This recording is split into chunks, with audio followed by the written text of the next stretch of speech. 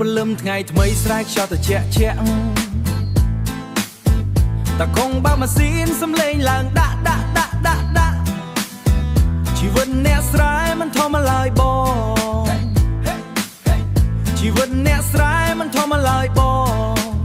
ជីម៉ាស៊ីនច្រូតស្រូវគឺជាជីវិតតាគង់បែនតូនថ្ងៃមិនទាន់រះខ្ញុំឡើងម៉ាស៊ីនហើយចូលស្រែច្រូតស្រូវក៏មិនម្ចាស់ចាំយូរទេបងអើយ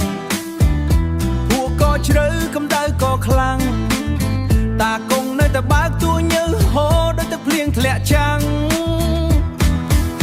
ឮសំឡេងម៉ាស៊ីនដូចប៊ីក្នុងបទរេបឮសំឡេងម៉ាស៊ីនដូចប៊ីក្នុងបទរេបស្រូវដួលរៀបជួរដូចច្រៀងស្ទេបមួយថ្ងៃច្រូតបានច្រើនហេកតាល្ងាចយកលុយវិញទិញស្រាបៀរជួបមិត្តភក្តិអានហាជីវិតតាគង់បើកម៉ាស៊ីនច្រូតស្រូវ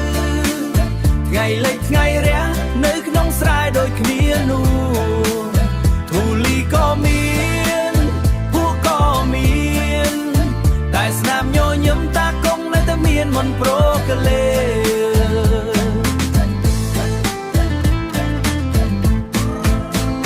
ម្ចាស់ស្រែហៅបងមកជ្រមុនបានអត់ខ្ញុំថាចាំបន្តិចបងក៏ពងច្រូតវាក្រោយនេះទៀតម៉ាស៊ីនបើកលឿនដូចឡានប្រណាំងតាគង់ក្នុងស្រែគឺគីងមិនមែនតារាចម្រៀងបែនតូន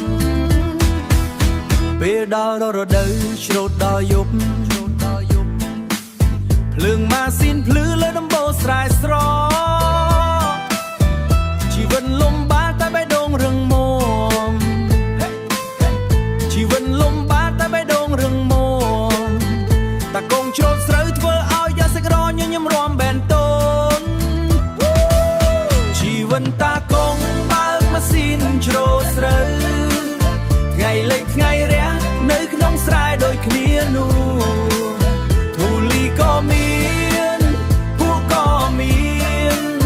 តែស្នាមញញឹមតាគង់នៅតែមានមន្តប្រកលេ